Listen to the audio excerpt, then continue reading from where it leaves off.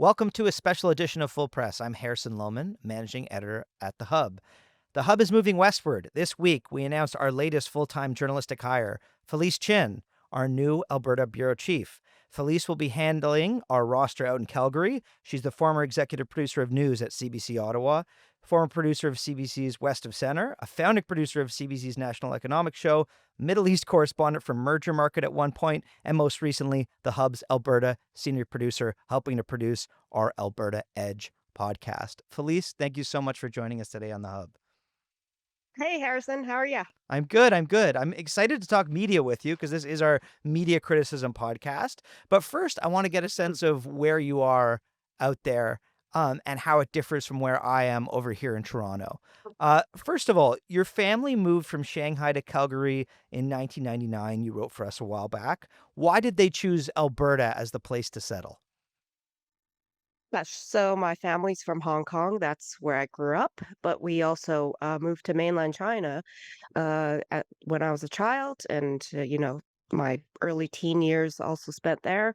In 1999, when I was in high school, we chose my parents anyway chose Calgary as the place to settle because, frankly, it just had the lowest tax rate in the country. So we were taking the Alberta advantage. And what makes Alberta different from Toronto when it comes to covering it? You're from there, you've returned home, the prodigal daughter returns. What what makes it different in terms of the issue you're covering, the culture there, the people? Yeah, so I think Alberta, almost any kind of reporter here or anyone who lives here has some understanding of the energy sector because it's not only the most dominant sector in the province that brings in so much prosperity, but also it underpins so much of our province, right? So for years, royalties, even today, still pay for a lot of our beloved social programs. It is the driving force that brings people to the province, um, whether you're in the arts or in other related, sectors completely unrelated to energy. There is still some kind of connection to it. And so everybody has a good sense of that. And so, in that way, I'm going to say it romantically, there is a deeper connection to the land. And I would say that, that's one of the first things I noticed when, I spent time in Ottawa and traveled around in central Canada is that, at least in the urban centers, there is a greater disconnect, maybe, of where like what the role of the resource sector is in Canada, where that wealth comes from, what its impact is to the economy. In fact, I don't think a lot of people in Toronto even think about that stuff a lot. Not saying everybody, but if you grew up in an urban setting in downtown Toronto, you're probably not thinking about oil and gas all that often. And in terms of the people, you've said to me less of a focus on pedigree. People are giving you the benefit of the doubt. How would you expand upon sort of the ethos of the folks there? So in Alberta, there's a real sense of meritocracy, probably because of its relative young age compared to the rest of Canada. Most people are not from here. My partner was born and raised here, and he's often, when he says that, people are shocked because it's so rare. He's a rare breed.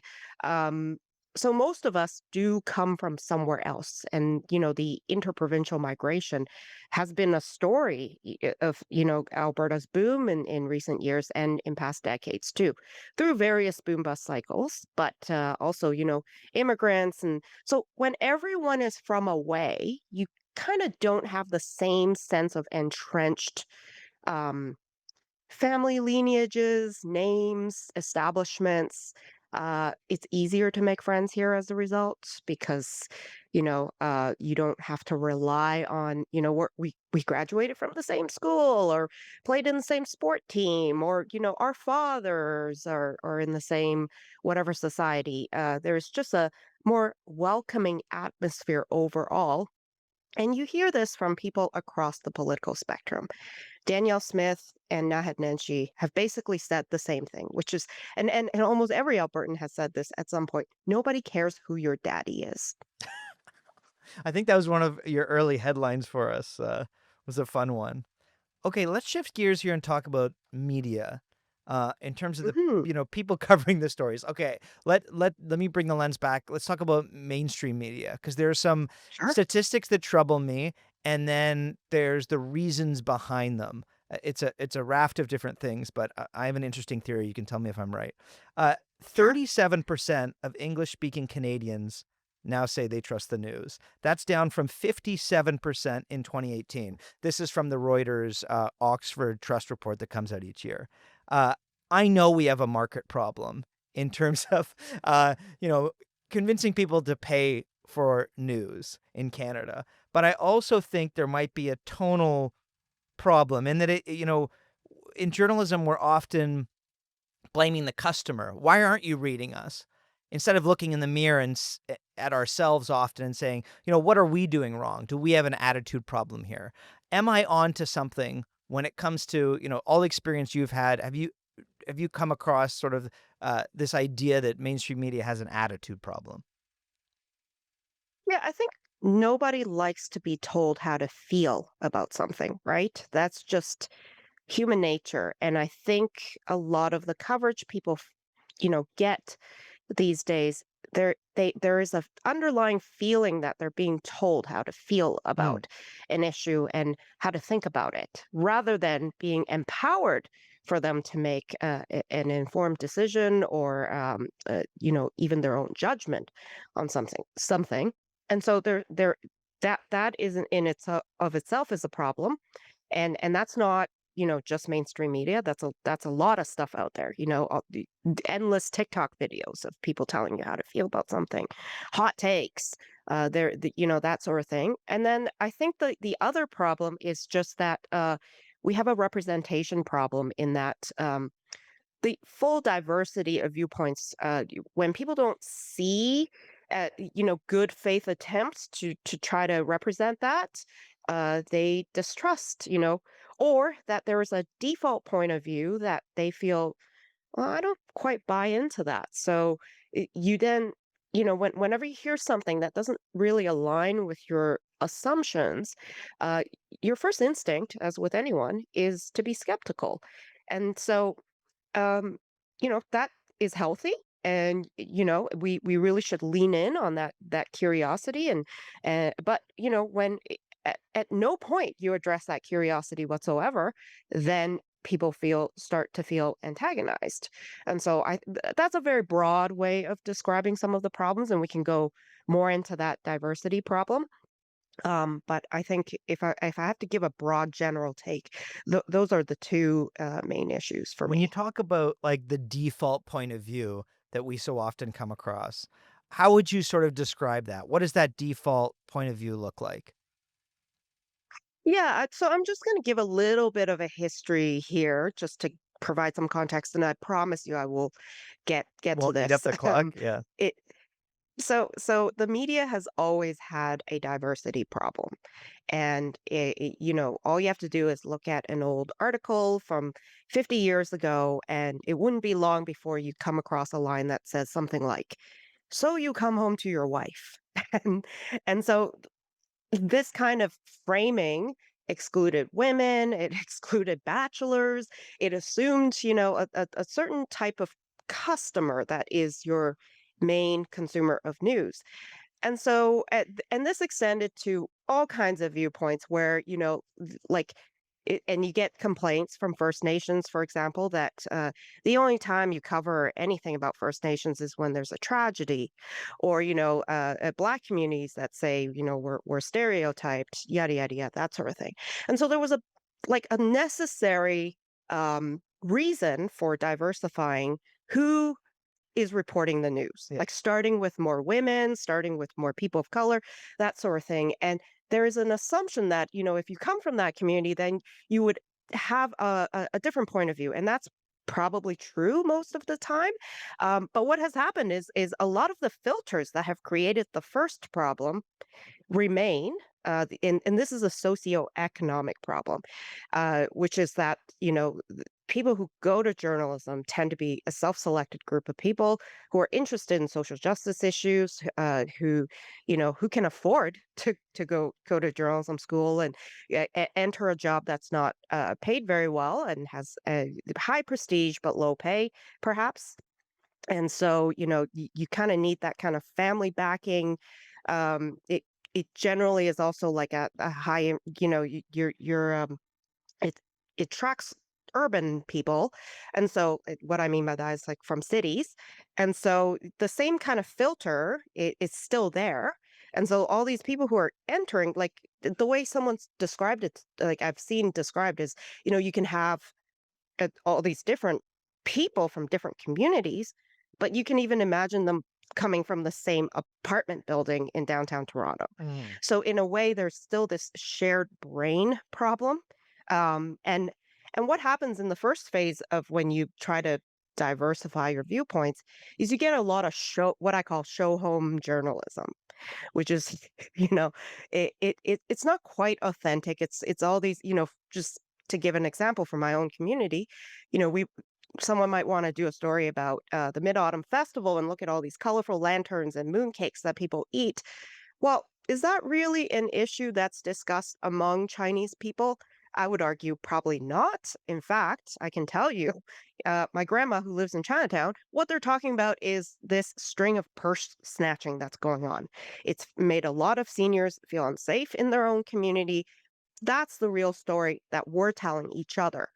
But, if you hire someone from, my community, they may feel compelled to do the Mid-Autumn Festival story instead because you're trying to counter a narrative. And so you do this show home journalism, but the show home journalism also indicates, who is the end user here. You're not programming to my community. You're still programming to the same default community that you've always catered to. It's just opening up the palette of what's there but it's still the same bottom, like underneath all of it, it's still the same issue.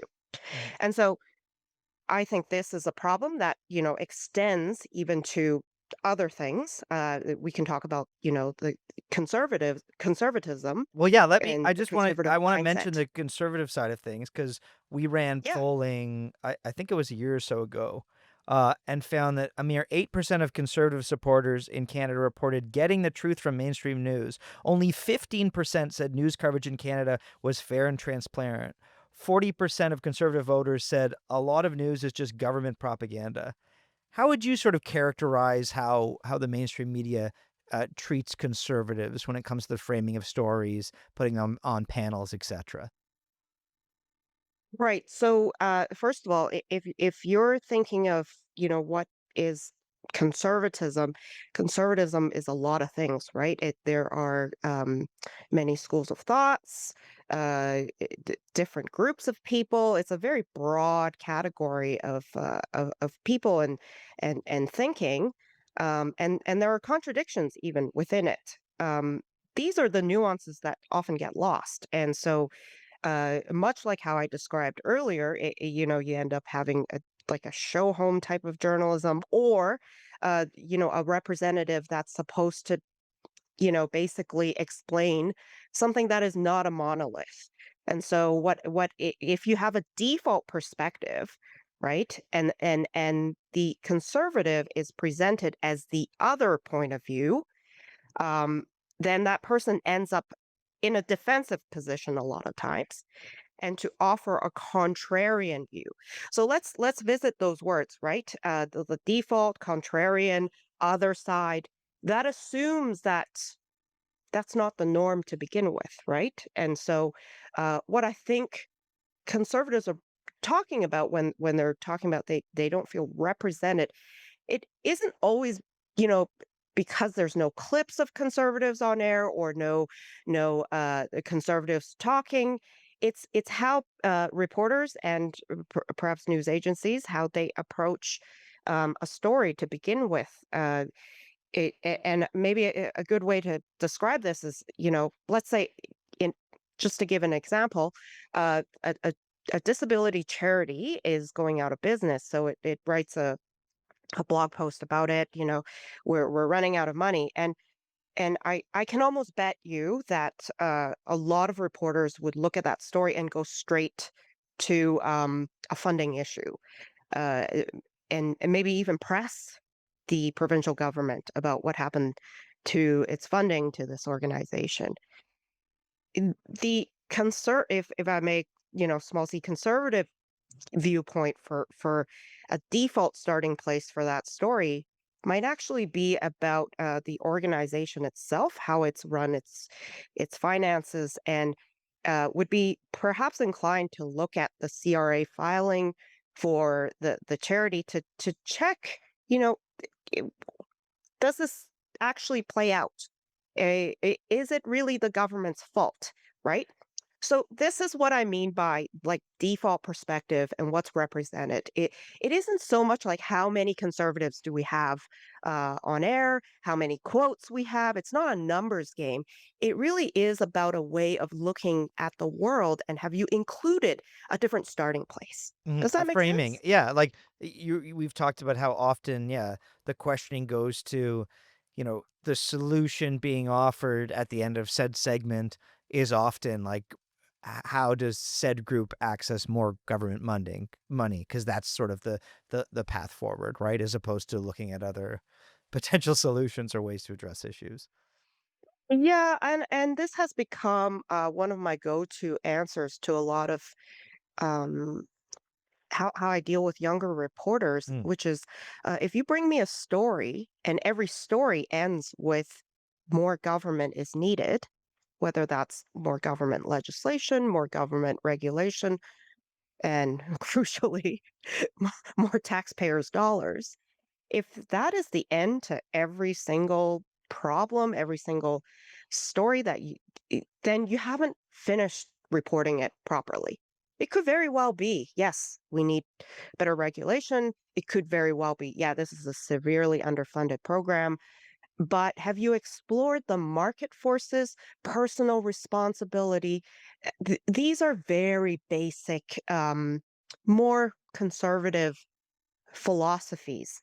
And I think for a story to check out, you I'm not saying replace all of your assumptions with another set of assumptions. I'm saying all of the above. That is what true diversity of thinking is. That if your story is true, it is gonna survive the test of those other questions that I've just listed. mhm. Okay, I said I'd touch on this, and we'll obviously do it respectfully. You and I both worked for the CBC. Uh, we are on the side of,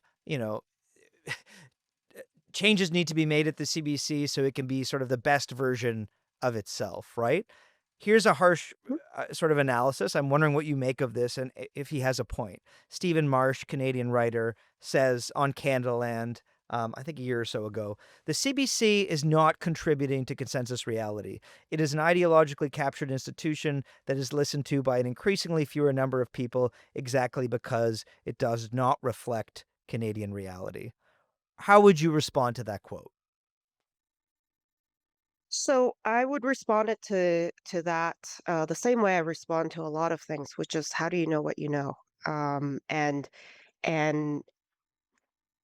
I think he's probably speaking uh, about part of it, yes, but perhaps there is also a bit of a central Canadian bias to that as well. In that some of the criticism around the CBC doesn't take into full account the full diversity that is the CBC.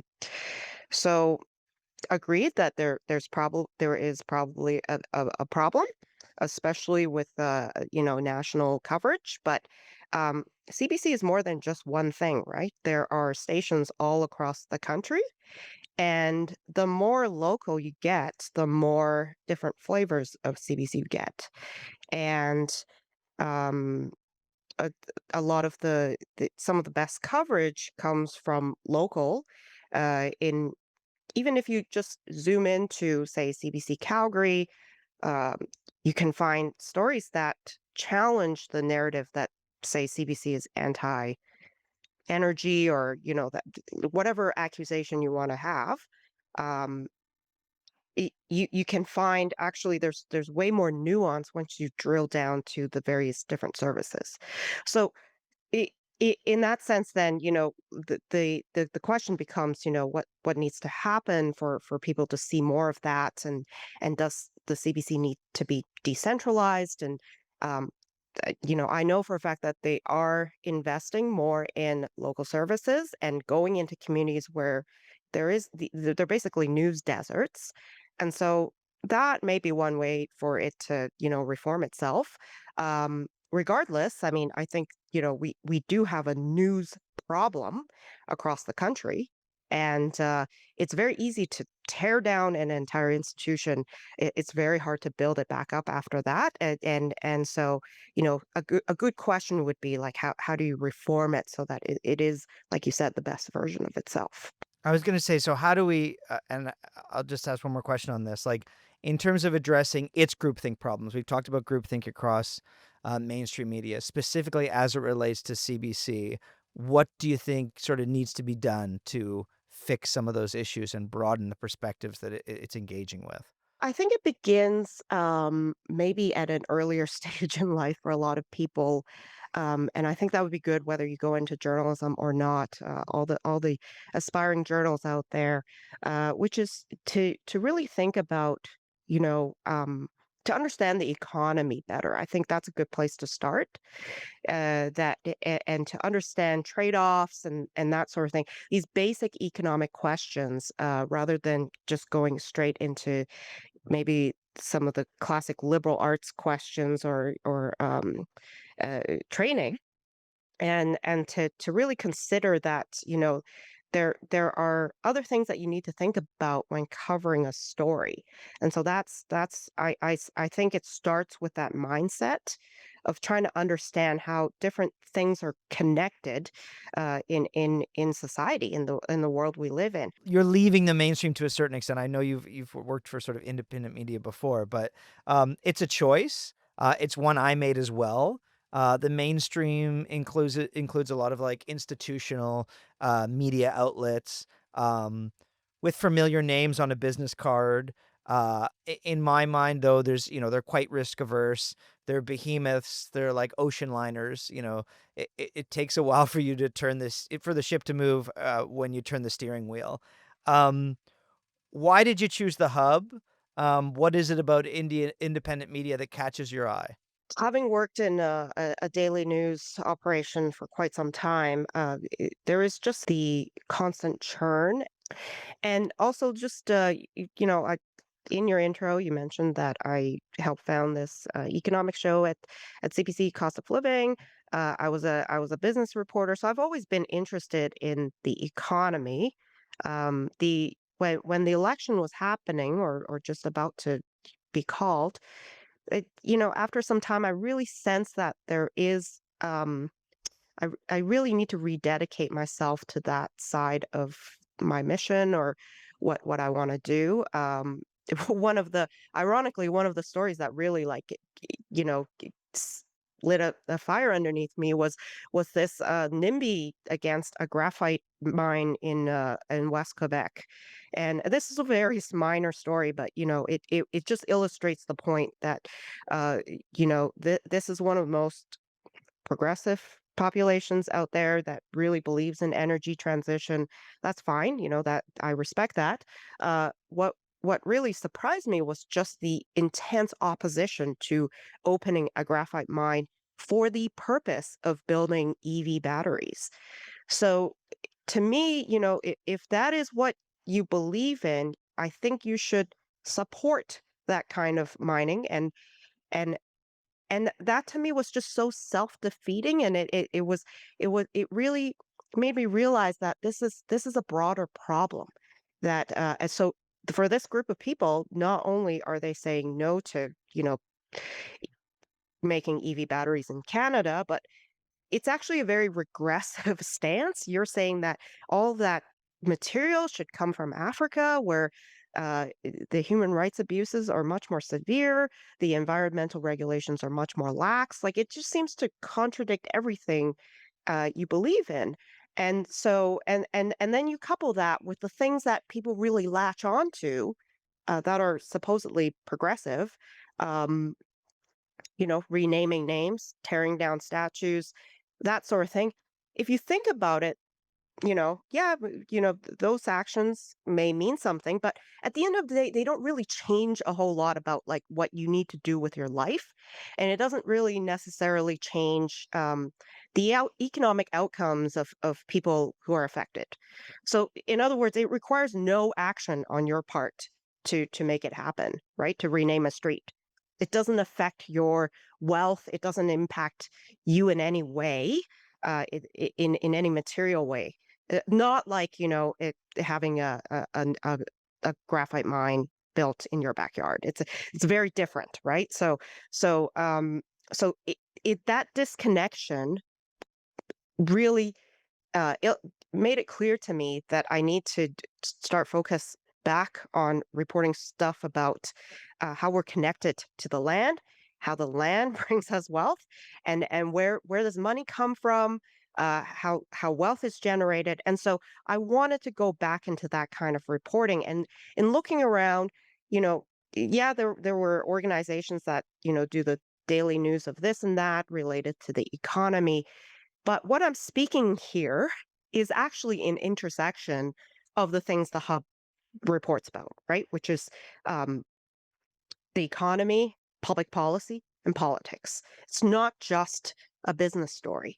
And so I was looking for a place where the three are combined in a meaningful, deep level, where there's room for discussion and there's room for disagreement, there's room for nuance, and room for a lot of wonky data, but still presented in a way that's quite accessible. And in looking around, I really didn't see a whole lot of media organizations that had that unique combination. And the hub was one that really spoke to me.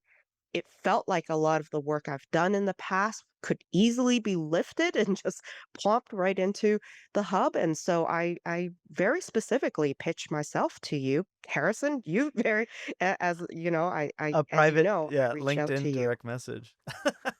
Yeah. Just lastly, what are quickly like, 2, 3 stories or storylines in Alberta that you're looking forward to most when it comes to covering things? Big projects, right? Infrastructure, which is a big thing that everyone's looking at in Canada. I'm very curious about where this UCP coalition is go headed. As you know, we've had I can't remember, it was like 7 premiers in the same number of years or something very it was a crazy turning of leaders. Mm. And so Alberta is a very curious province in that the population is divided into three main buckets of people, and to form government you have to appeal to two of the three. This is I'm citing research from Janet Brown. So that is always very interesting to me. And then just where AI is headed, and what Alberta's role is in that. That is another thing I'm very interested in. Thank you so much for chatting with us. That is Falice Chin, the Hub's new Alberta bureau chief. And ladies and gents, if you want more coverage of all things Alberta, of business, of politics, you can go to www.thehub.ca. Why not become a paid subscriber to get more access to exclusive content? Thanks so much for joining us today, Felice. I appreciate it. Thanks. This video is brought to you by Airbnb. This month, Airbnb is a sponsor of the Hub's YouTube channel. Governments are rightly focused on addressing Canada's housing crisis, but when they spend time restricting short-term rentals like Airbnb, they're not focused on what's most important.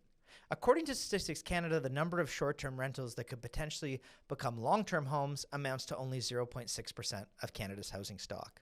Canada needs almost 6 million new homes by 2030 to achieve affordability, and a closer look clearly shows that building more housing, not restricting short-term rentals, is the only real solution. To learn more, go to airbnb.ca.